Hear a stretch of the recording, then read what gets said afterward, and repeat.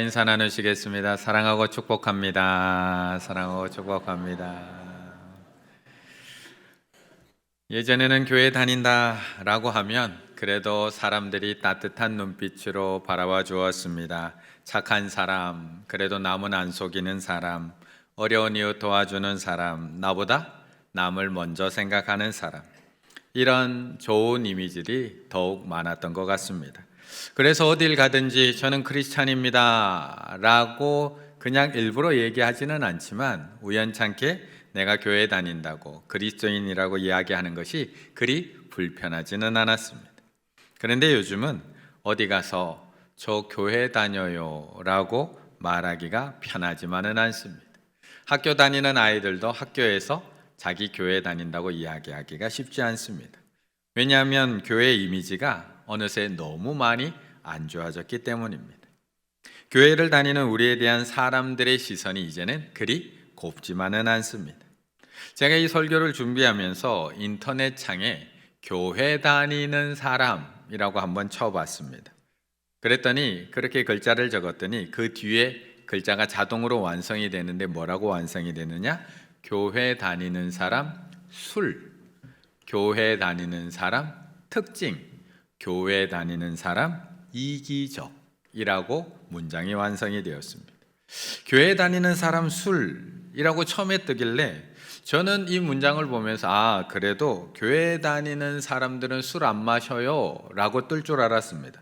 그런데 클릭을 해봤더니 교회 다니는 사람은 술 마시면 안 되나요? 로 문장이 완성이 됩니다. 왜 교회 다니는 사람은 술을 마시면 안 되나요? 술 취하지 말라고 했지 술 마시지 말라고 한 건 아니잖아요. 마시고 싶다는 겁니다. 그래서 클릭을 해본다는 겁니다. 두 번째, 교회 다니는 사람 특징. 교회 다니는 사람 특징이 뭘까요? 일요일은 만날 시간도 없다. 술 안 먹는다. 착하다. 항상 밝고 활기차다. 여기까지는 참 좋았습니다. 또 다른 특징이 있었습니다. 아이들 이름이 하자나 예자로 시작을 한다. 하민이, 하솔이, 하온이, 하진이, 하린이, 하성이, 예린이, 예민이, 예성이, 예봄이, 예람이, 예찬이. 조금 수긍이 되었습니다. 뒤이어서 나오는 특징, 몰려다닌다, 시끄럽다, 상대방에게 상처 주고 사과는 하나님한테 한다, 이기적이다 라는 특징이 나왔습니다. 그런데 이런 부정적인 시선을 우리만 느끼는 것일까요? 기독교 윤리 실천 운동에서 한국 교회 신뢰도 변화 추이를 이렇게 조사해서 정리했습니다. 전혀 신뢰하지 않는다, 별로 신뢰하지 않는다, 약간 신뢰한다, 완전히 신뢰한다, 잘 모르겠다. 계속 매년 이 조사를 해왔는데 코로나 이후에 교회 이미지가 어떻게 바뀌었는지 작년에 또 한 번 조사를 했습니다. 조사를 한 결과가 신뢰하지 않는다 라는 비율이 2020년에 63.9%, 75.8%, 똑같이 75.8%, 신뢰한다는 31.8%, 20.9%, 이제는 18.1%가 한국 교회를 신뢰한다. 지금 VIP 초청해 오신 분들 마음이 조마조마할 것 같습니다. 지금 열심히 초청해 왔는데 목사님 VIP도 모시고 왔는데 교회에 대해서 좋은 이야기만 해 주셔야지요. 교회면 얼마나 좋은지, 교회 다니는 사람이 얼마나 착하고 좋은지 목사님 그것만 얘기해 주셔야지요. 맞습니다. 그런데 저분들도 다 알고 있습니다. 다 알고 있습니다. 세상이 교회를 어떻게 바라보고 있는지, 사람들이 교회를 어떻게 말하고 있는지 다 알고 있습니다. 왜요? 인터넷만 쳐보면 다 나오는데요. 단지 나를 오늘 인도한 이분들이 그렇지 않기 때문에 따라온 것 뿐이지 다 알고 있습니다. 나를 인도한 이분은 좀 더 달랐기 때문에 여기 따라오신 것인지 다 알고 있습니다. 그런데 이런 결과를 보며 가장 마음 아파할 분은 누구일까요? 저일까요? 제가 가장 마음 아플까요? 물론 그렇습니다. 마음 아픕니다. 저도 찔립니다. 왜냐하면 목회자들도 이런 부정적인 결과에 너무나 크게 한 부분을 차지하고 있기 때문에 저도 죄송하고 마음 아픕니다. 오늘 VIP 초청하신 분들이 마음 아플까요? 아니면 우리 교인 모두가 마음이 아플까요? 맞습니다. 우리 모두에게도 책임이 있기 때문에 우리도 실망의 눈빛으로만 바라볼 것이 아니라 우리도 아픕니다. 우리도 안타깝습니다. 그런데 정말 마음 아파하시고 계실 분이 누구일까요? 정말 이 수치를 보고 힘들어 하시고 계신 분이 누구일까? 교회를 낳으신 예수님 아닐까요? 교회를 세우신 예수님 아닐까요? 자신의 남은 사명을 맡기고 승천하신 예수 그리스도 아닐까요? 내가 그렇게 살라고 너를 낳은 줄 아니? 내가 그렇게 살라고 교회를 세운 줄 아니? 예수님이 가장 마음 아파하고 계시지 않을까요? 1절의 말씀 같이 한번 읽어보겠습니다. 1절입니다. 그러므로 주 안에서 갇힌 내가 너희를 권하노니 내가 부르심을 받은 일에 합당하게 행하여. 아멘. 오늘 본문 에베소서는 하나님이 바울을 통해서 교회에게 보내는 편지입니다. 너희가 부르심을 받은 일에 합당하게 행하여. 너희가 부르심을 받은 일에 합당하게 행하여. 내가 너희를 그렇게 살라고 부른 게 아니라는 겁니다. 내가 너희를 그렇게 살라고 믿음을 선물로 주고, 내가 너희를 그렇게 살라고 하나님의 자녀 삼고, 내가 너희를 그렇게 살라고 주님의 몸된 교회로 만들어준 게 아니라는 겁니다. 부르심에 합당하게 행하라고 너희를 불렀다는 겁니다. 그렇다면 어떻게 사는 것이 부르심에 합당하게 행하는 것일까? 하나님이 우리에게 믿음을 선물로 주신 이유, 우리를 구원하신 이유, 우리를 하나님의 자녀 삼으신 이유, 도대체 어떻게 살아가길 원하시기에 우리를 믿음의 자녀로 낳으신 걸까? 그게 2절, 3절의 말씀입니다. 모든 겸손과 온유로 하고 오래 참음으로 사랑 가운데서 서로 용납하고 평안에 매는 줄로 성령이 하나 되게 하신 것을 힘써 지키라. 이것이 합당하게 행하는 일이라고 바로 이어서 말씀하고 있는 겁니다. 구원받을 자격이 없는 우리가 하나님의 은혜로 구원받았다면 겸손히 행하라는 겁니다. 자랑할 것이 아무것도 없다는 겁니다. 내가 똑똑하고 잘나서 구원받은 것이 아니기 때문에 더 겸손히 행하는 것이 합당한 행함이라고 말씀하고 있는 겁니다. 거기에 하나님이 너희의 연약함을 보면서도 너희에게 온유하게 대하셨던 것처럼 너도 서로 온유하라고 말씀하고 있는 겁니다. 하나님이 너희의 반복되는 죄와 실수를 보면서도 오래 참고 계시는 것처럼 너희도 오래 참고 견디라는 겁니다. 하나님이 너희를 반복되는 죄악 속에서도 그런 모습을 보고도 한없이 사랑하고 그 사랑을 오늘도 멈추지 않는 것처럼, 변함없이 너희를 사랑하고 있는 것처럼 너희도 서로 사랑하고 서로를 용납하라고 말씀하고 있는 겁니다. 이렇게 살라고 내가 너희를 구원한 것이다. 이렇게 살라고 내가 너희를 오래 참고 기다리며 하나님의 자녀 삼은 것이다. 이렇게 살라고 내가 너희를 끝까지 사랑하며 용납하며 주님의 몸된 교회가 되게 한 것이다. 그러므로 너희도 합당하게 살아라. 구원받은 자답게 살아라. 하나님의 자녀답게 살아라. 충일교회 교인답게 살아라. 그것을 말씀하고 있는 겁니다. 어느 부모가 내가 생각한 대로 살지 않는 자식을 보면 안타깝지 않을까요? 어느 부모가 내 자식이 내 바램과 내 원하는 대로 살지 않으면 그 잘못된 모습을 보면 마음 아파하지 않을까요? 어느 부모가? 예전에도 한번 소개시켜드렸던 아이덴티티라고 하는 이찬수 목사님이 쓴 책이 있습니다. 그 책에 보면 뉴스 기사 하나를 소개하고 있습니다. 뉴스 기사 하나.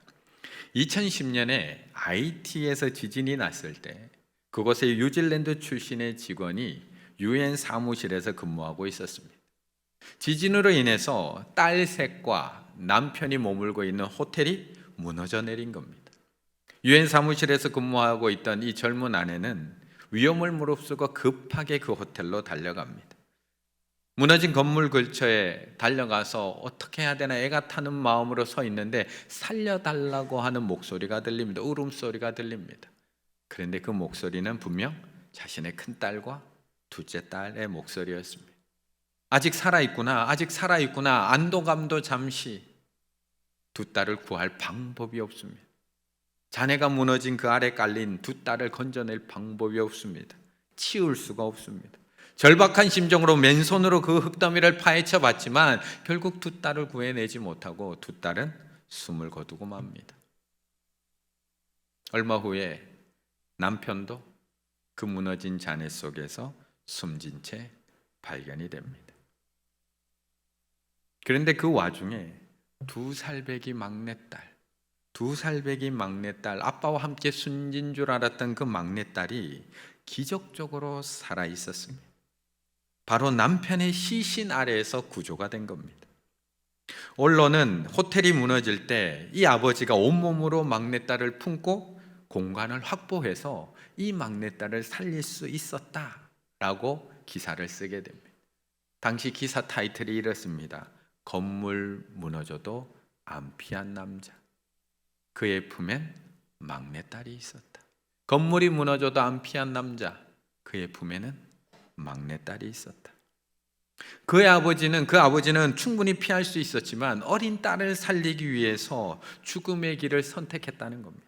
그렇게 해서 그 2살배기 딸을 살려냈다는 겁니다. 이찬수 목사님은 이 기사를 보면서 이렇게 생각했답니다. 그 아이가 자라서 자기 목숨이 아버지와 바꾼 생명이라는 걸 알게 되면 어떻게 함부로 살아갈 수 있을까? 아버지가 죽어가면서 내 생명을 살렸다는 것을 커서 알게 되면 이렇게 살아난 내 생명인데 부끄럽지 않게 살아야지. 그렇게 인생을 살아가지 않을까라고 이야기를 합니다. 예수 그리스도의 십자가도 마찬가지가 아닌가요? 예수님의 십자가도 마찬가지 아닌가요?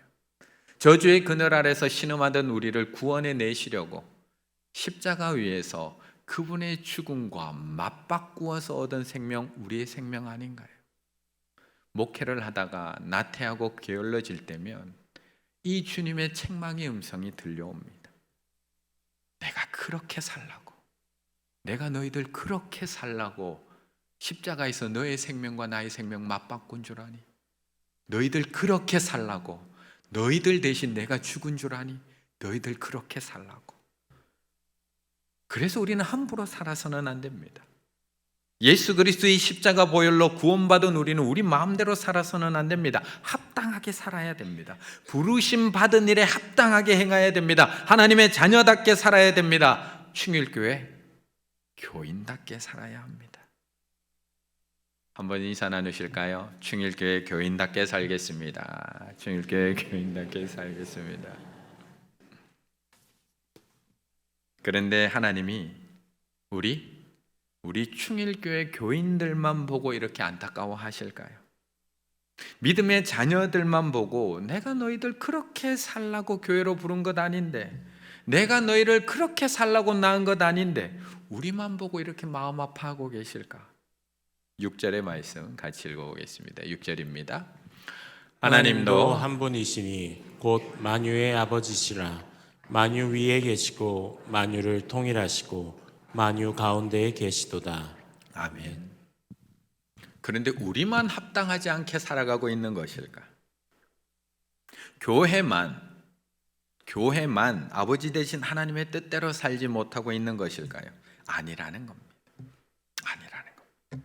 만약 하나님이 교회의 아버지만 되시면 이 말이 맞습니다.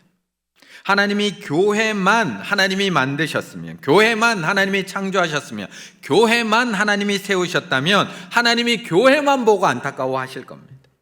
그런데 6절에서는 정확하게 이렇게 말씀합니다. 하나님도 한 분이시니 곧 만유의 아버지시라.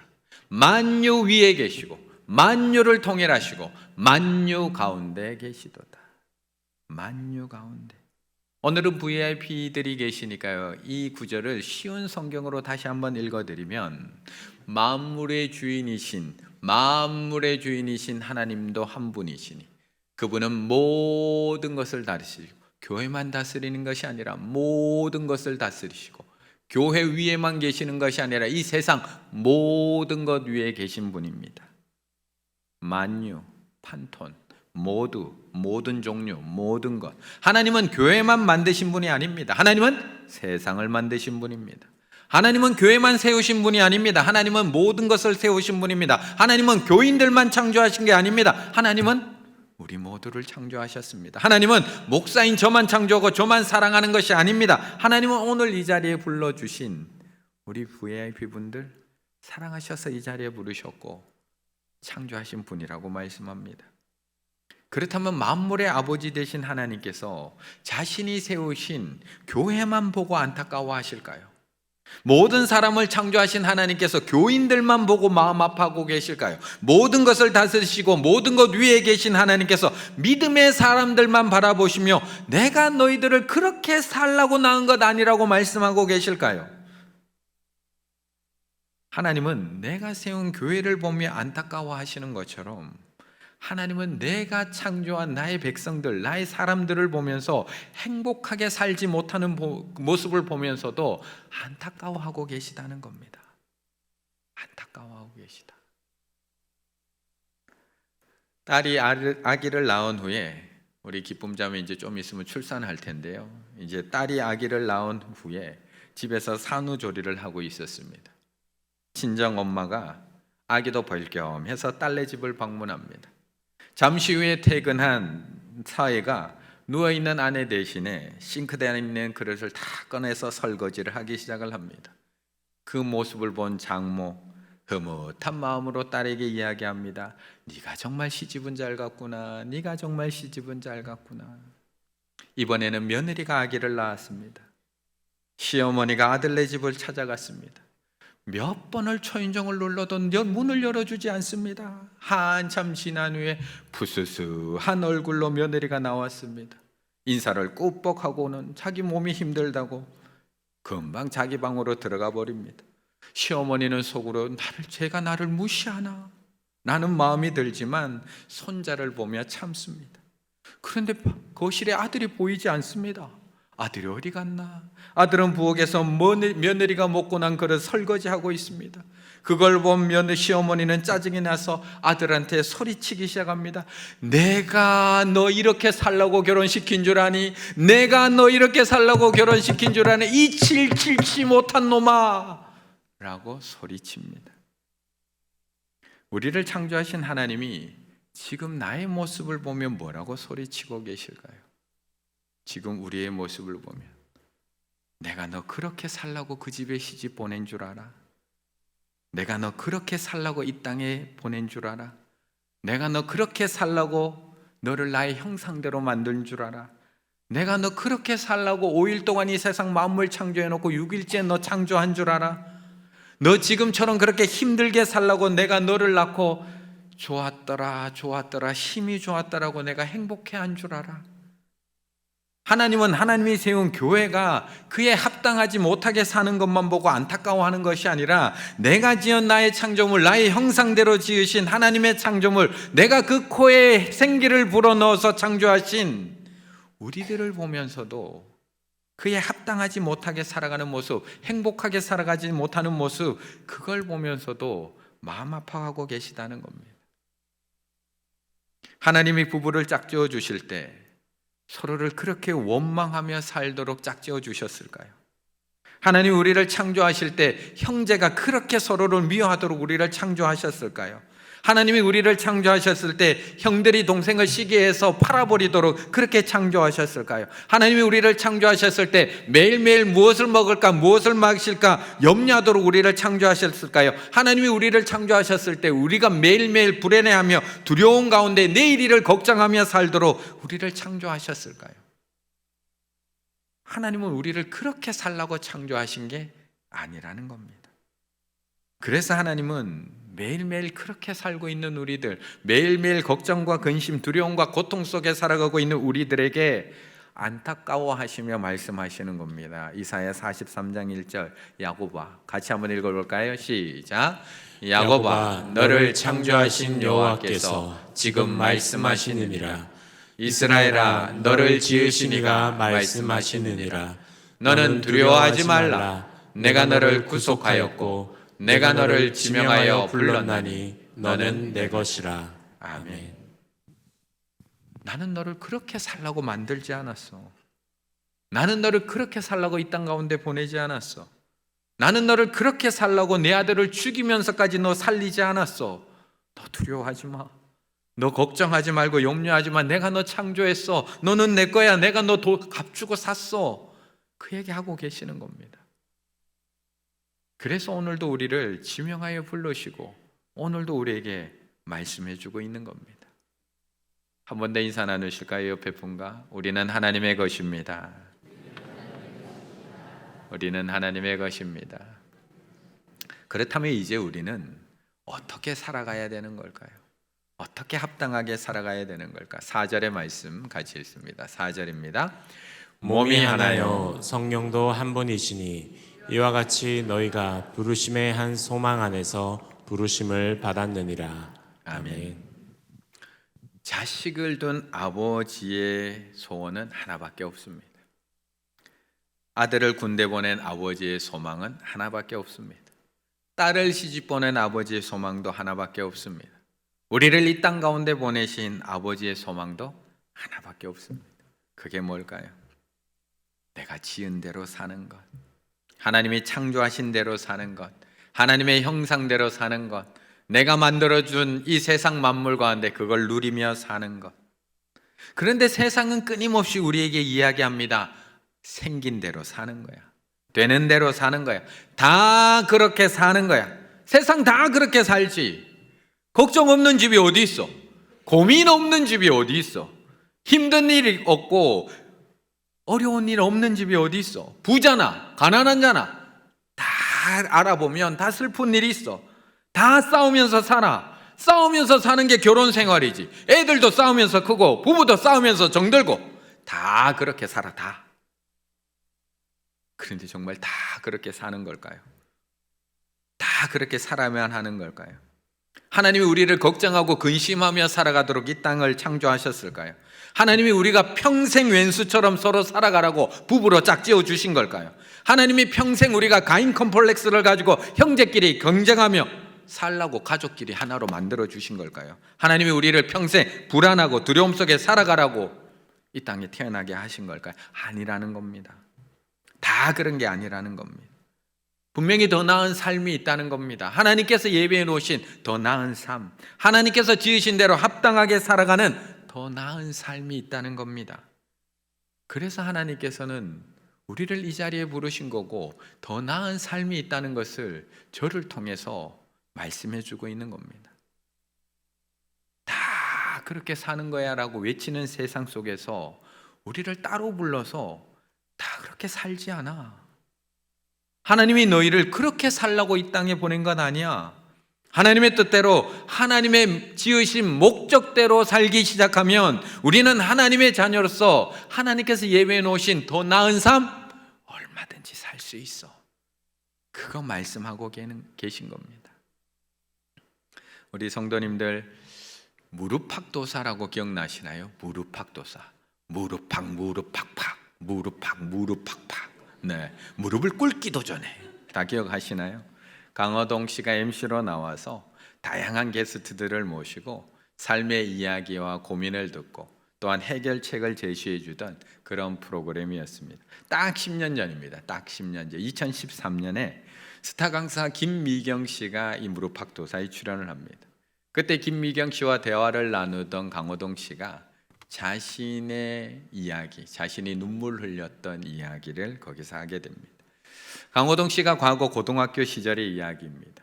강호동 씨는 고등학교 때부터 승부욕이 강했고요, 덩치도 컸고요, 씨름을 굉장히 잘했다고 합니다. 그래서 이미 고등학교 때 마상 경남 지역을 휩쓸고 있었습니다. 씨름을 조금 한다라고 하는 사람들 사이에서는 경계 대상 1호, 자기도 스스로 최고라는 것을 알기 때문에 뭐 거의 위풍당당하게 학교를 다녔다고 합니다. 그러던 어느 날 천하장사가 되기 전에 프로 선수들과 함께 씨름 연수를 받으러 뉴욕에 방문한 적이 있습니다. 태어나서 서울 구경도 한번 못 해본 강호동 씨였는데 뉴욕에 있는 엠파이어 스테이트 빌딩 전망대에 올라가게 된 겁니다. 그리고 그 빌딩 꼭대기에서 눈물을 흘립니다. 왜 눈물을 흘리냐? 당시 살고 있던 경상남도 마산은 10층 이상의 건물이 없었습니다. 강호동이 살고 있던 학교를 다니던 그곳은 10층 이상의 건물이 없었습니다. 그때 나는 그 빌딩 전망대 철조망에 매달려 빌딩 숲을 바라보고 있었습니다. 야경이 끝내줬습니다. 관광객들은 모두 감탄하며 사진 찍는다고 바쁜데 나는 그 광경을 보고 너무 허물해서 눈물만 났습니다. 이런 세상이 있는 줄 알았더라면, 이런 세상이 있는 줄 알았더라면 더 악착같이 살았을 텐데, 10층짜리 건물 하나 없는 그 마산이 인생의 전부인 줄 알고 살았기 때문에 그게 당연한 줄 알고 살았다는 겁니다. 더 나은 세상이 있는 줄 모르면 주어진 대로 살아갑니다. 하나님께서 창조해 주신 더 나은 삶이 있는 줄 모르면 세상이 말한 대로 다 그렇게 사는 게, 싸우며 사는 게 당연한 줄 알고 살아가게 됩니다. 싸우며 사는 것이 당연한 줄 알고, 힘들게 사는 것이 당연한 줄 알고, 미워하며 사는 것이 당연한 줄 알고, 불안해하며 두려워하며 사는 것이 다 그렇게 살아. 어느 집이고 가봐 다 그렇게 살아. 당연한 줄 알고 살아갑니다. 그런데 오늘 바울은 감옥 안에 있으면서 감옥 밖에 있는 우리들에게 편지를 보내고 있는 겁니다. 우리를 지으신 하나님이 너희가 그렇게 살기 원하지 않아. 우리를 지으신 하나님께서 우리가 되는 대로 힘들게 살고 세상 사람들처럼 그렇게 살기 원하지 않아.